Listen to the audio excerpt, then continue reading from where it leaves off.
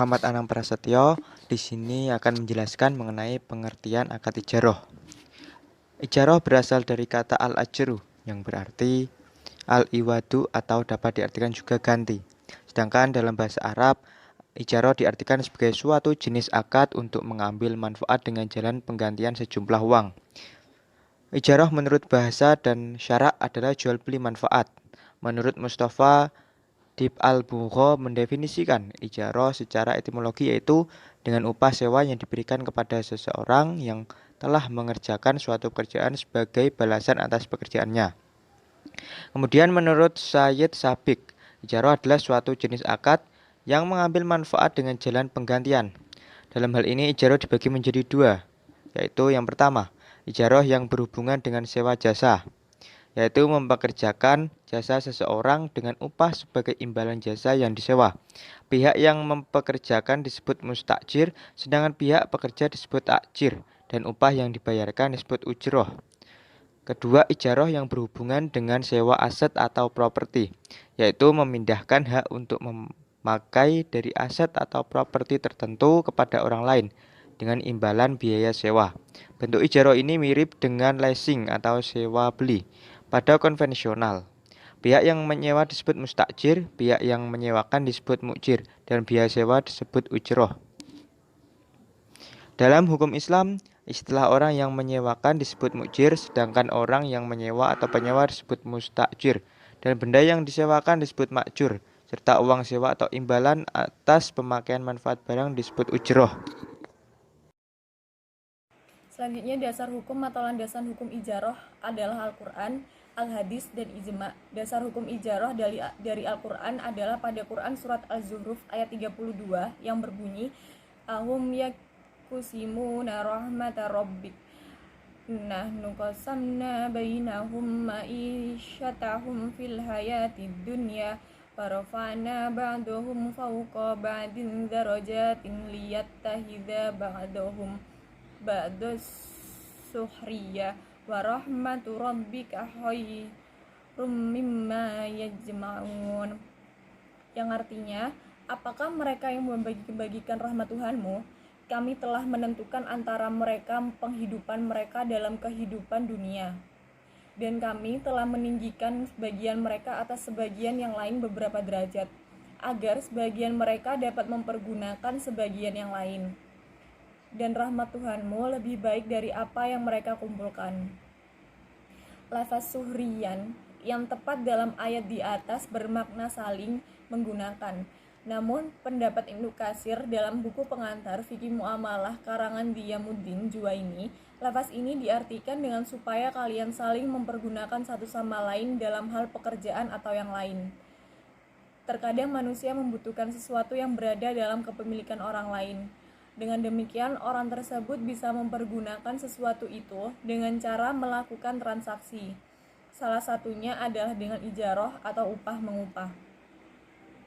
Yang kedua yaitu pada Quran surat Al-Qasas ayat 26 yang berbunyi, Qalat ihdahuma ya abatish ta'jirhu inna khairam manista jartal qawiyul amin, yang artinya, salah seorang dari kedua wanita itu berkata, ya bapakku, ambillah ia sebagai orang yang bekerja pada kita, karena sesungguhnya orang yang paling baik yang kamu ambil untuk bekerja pada kita ialah orang yang kuat lagi dapat dipercaya. Ayat-ayat ini berkisah tentang perjalanan Nabi Musa alaihissalam bertemu dengan putri Nabi Ishak. Salah seorang putrinya meminta Nabi Musa alaihissalam untuk disewa tenaganya guna mengembala domba. Kemudian Nabi Ishak mengatakan bahwa Nabi Musa alaihissalam mampu mengangkat batu yang hanya bisa diangkat oleh 10 orang, dan mengatakan, karena sesungguhnya orang yang paling baik yang kamu ambil bekerja pada kita ialah orang yang kuat lagi dapat dipercaya. Cara ini menggambarkan proses penyewaan jasa seseorang dan bagaimana pembiayaan upah itu dilakukan. Kemudian yang kedua yaitu Al-Hadis. Hadis yang diriwayatkan oleh Abu Daud dari Sa'id ibnu Abi Waqqas. Ia berkata, Kunna nukril arda bima ala sawakin minaz zar'i wa ma sa'ida bil ma'i minha fanahana Rasulullah sallallahu alaihi wasallam an dzalika wa amarna an nukriyaha bidah bin aufiddat, yang artinya kami pernah menyewakan tanah dengan bayaran hasil pertaniannya, maka Rasulullah melarang kami melakukan hal tersebut dan memerintahkan agar kami menyewakannya dengan emas atau perak. Hadis Nabi riwayat Tirmizi dari Amir ibnu Auf yang berbunyi, as-suluhu izu bainal muslimina illa sulhan harrama halalan au ahalla harama wal muslimuna ala syurutihim illa syartan harrama halalan au ahalla haraman, yang artinya perdamaian dapat dilakukan di antara kaum muslimin kecuali perdamaian yang mengharamkan yang halal atau menghalalkan yang haram, dan kaum muslimin terikat dengan syarat-syarat mereka kecuali syarat yang mengharamkan yang halal atau menghalalkan yang haram. Yang terakhir yaitu ijma. Mengenai disyariatkannya ijarah, semua ulama bersepakat, tidak ada seorang ulama pun yang membantah kesepakatan ijma ini. Sekalipun ada beberapa orang di antara mereka yang berpendapat dalam tataran teknisnya. Pakar-pakar keilmuan dan cendekiawan sepanjang sejarah di seluruh negeri telah sepakat akan legitimasi ijarah. Dari beberapa nas yang ada, kiranya dapat dipahami bahwa ijarah itu disyariatkan dalam Islam, karena pada dasarnya manusia senantiasa terbentur pada keterbatasan dan kekurangan. Oleh karena itu, manusia antara yang satu dengan yang lain selalu terikat dan saling membutuhkan.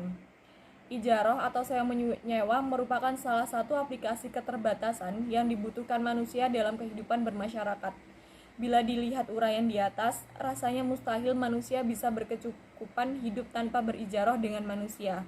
Maka dari itu, boleh dikatakan bahwa pada dasarnya, ijarah itu adalah salah satu bentuk aktivitas antara dua pihak atau saling meringankan, serta termasuk salah bentuk tolong-menolong yang diajarkan oleh agama. Kaidah fikih yang melatar belakangi adanya ijarah yaitu al-aslu fil muamalatil ibahatu illa an yadulla dalilan ala tajrimiha, yang artinya pada dasarnya semua bentuk muamalah boleh dilakukan kecuali ada dalil yang mengharamkannya. Kemudian rukun ijarah. Menurut Hanafiyah, rukun dan syarat ijarah hanya ada satu, yaitu ijab dan kabul, yaitu pertanyaan dari orang yang menyewa dan menyewakan. Sedangkan menurut jumhur ulama, rukun-rukun dan syarat ijarah ada 4, yaitu akid, orang yang berakad, yang kedua sihot, yang ketiga upah, dan yang keempat manfaat. Ada beberapa rukun ijarah di atas akan diuraikan sebagai berikut. Akid atau orang yang berakad yaitu orang yang melakukan akad ijarah, ada 2 orang yaitu mu'jir dan mustajir.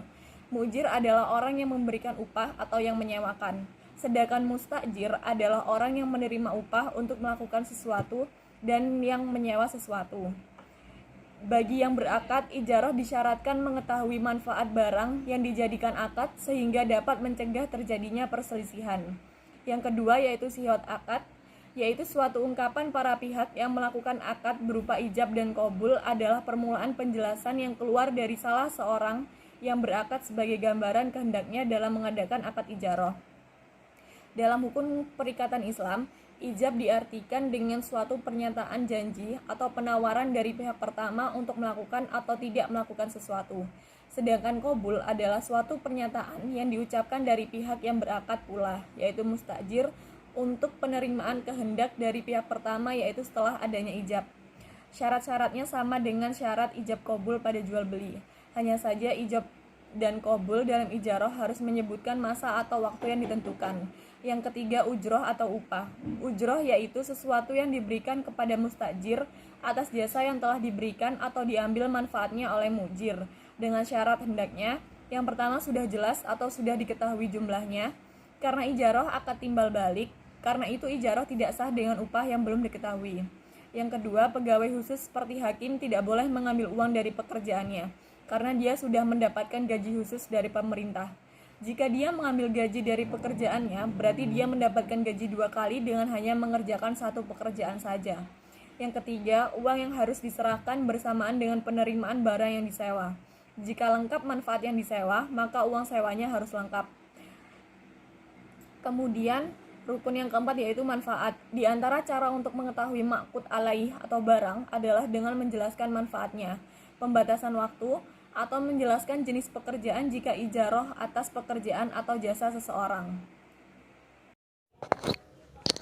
Selanjutnya yaitu syarat ijaroh. Di dalam akad ijaroh untuk sahnya perjanjian sewa menyewa harus terpenuhinya syarat-syarat sebagai berikut. Pertama, mukjir dan mustakjir telah tamyiz atau kurang lebih berumur 7 tahun, berakal sehat dan tidak dalam pengampuan. Kedua, mukjir adalah pemilik sah dari barang sewa, walinya atau orang yang menerima wasiat untuk bertindak sebagai wali. Ketiga, masing-masing pihak rela untuk melakukan perjanjian sewa menyewa, bahwa di dalam perjanjian sewa menyewa tidak boleh mengandung unsur paksaan karena dengan adanya paksaan menyebabkan perjanjian yang dibuat menjadi tidak sah. Keempat, harus jelas dan terang mengenai objek yang diperjanjikan, bahkan objek tersebut telah benar-benar milik mukjir. Kelima, objek sewa menyewa dapat digunakan sesuai dengan peruntukannya atau mempunyai nilai manfaat. Keenam, objek sewa menyewa dapat diserahkan. Ketujuh, kemanfaatan objek yang diperjanjikan adalah yang diperbolehkan oleh agama. Kedelapan, harus ada kejelasan mengenai berapa lama suatu barang itu akan disewakan dan harga sewa atas barang tersebut. Assalamualaikum warahmatullahi wabarakatuh. Di sini saya Muhammad Fikri Maulana akan melanjutkan presentasi dari materi sebelumnya. Materi kali ini yaitu akad ijarah maufusah fil zimmah atau IMFZ. Pengertian IMFZ adalah akad al-ijarah al-maufusah fil ad-dimah. Akad yang terdiri dari dua akad yaitu akad ijarah dan akad salam. Akan tetapi di dalam produk KPR inden lebih cocok menggunakan istisna dibandingkan akad salam.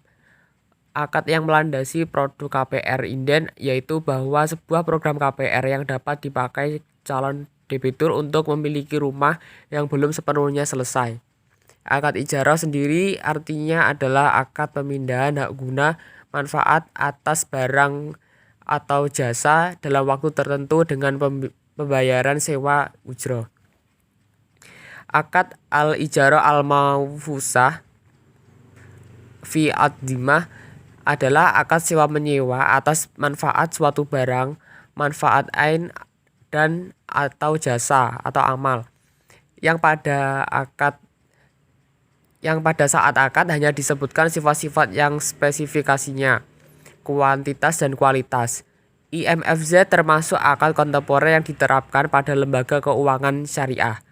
Akad al-ijarah al-mausufah fi al-dimah adalah akad ijarah dengan harga upah dibayar tunai sedangkan objek sewa diserahkan pada waktu yang disepakati. Materi selanjutnya yaitu hukum akad IMFZ.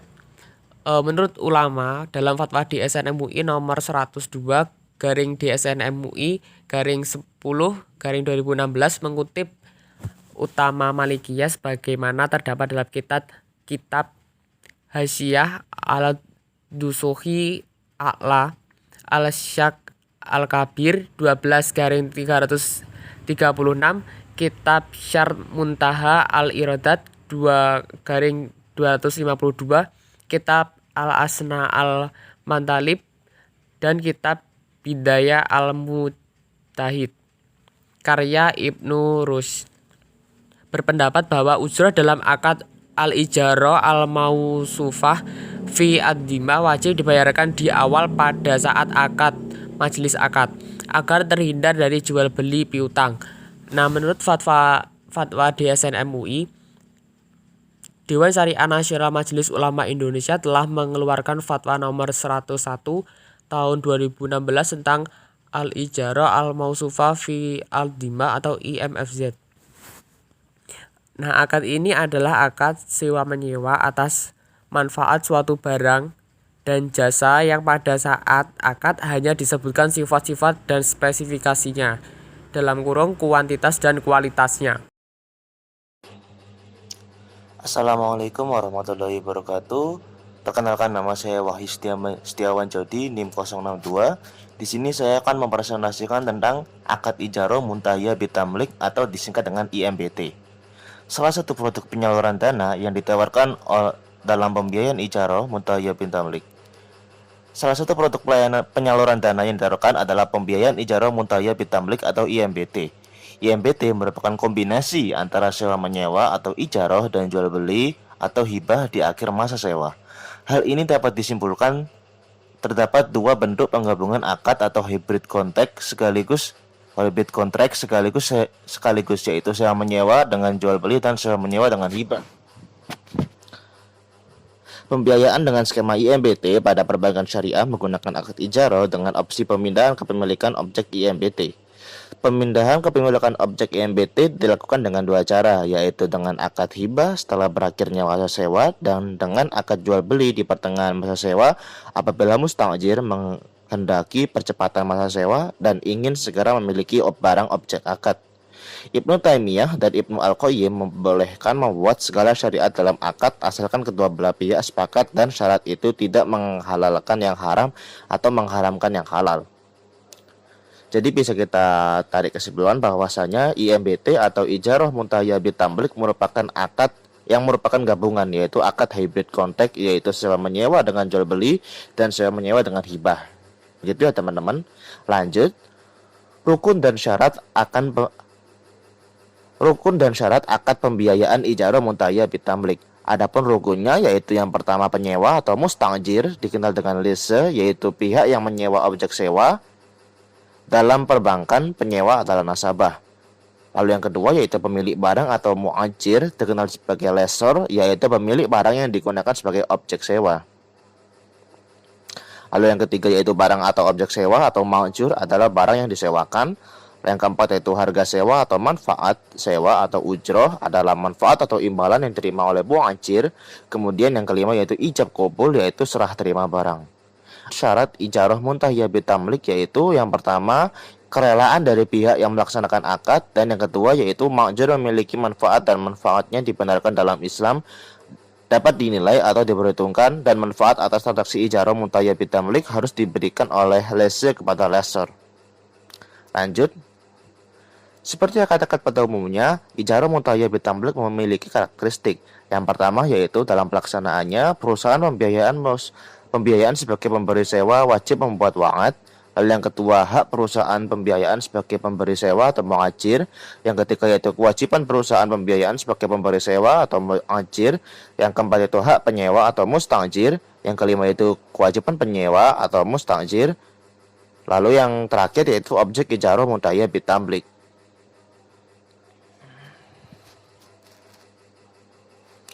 Kemudian model transaksi al-ijaroh al-muntahiyah bitamlik. Praktisi keuangan menuliskan bahwa yang dimaksud dengan al-ijaroh al-muntahiyah bitamlik (IMBT) adalah sejenis perpaduan antara kontrak jual beli dan sewa, atau lebih tepatnya akad sewa yang diakhiri dengan kepemilikan barang di tangan penyewa. Sifat kepemilikan inilah yang membedakannya dengan ijaroh biasa. IMBT memiliki banyak bentuk, tergantung apa yang disepakati kedua belah pihak yang berkontrak. Misalnya, al-ijaroh dan janji menjual. Nilai sewa yang mereka tentukan, harga barang dalam transaksi jual, dan kapan kepemilikan dipindahkan. Dalam ijaroh muntahiyah bitamlik, pemindahan hak milik barang terjadi dengan salah satu dari dua cara berikut ini. Yang pertama yaitu pihak yang menyewakan berjanji akan menjual barang yang disewakan tersebut pada akhir masa sewa. Kemudian yang kedua yaitu pihak yang menyewakan berjanji akan menghibahkan barang yang disewakan tersebut pada akhir masa sewa. Mungkin itu aja yang dapat kami presentasikan. Kurang lebihnya mohon maaf. Wassalamualaikum warahmatullahi wabarakatuh.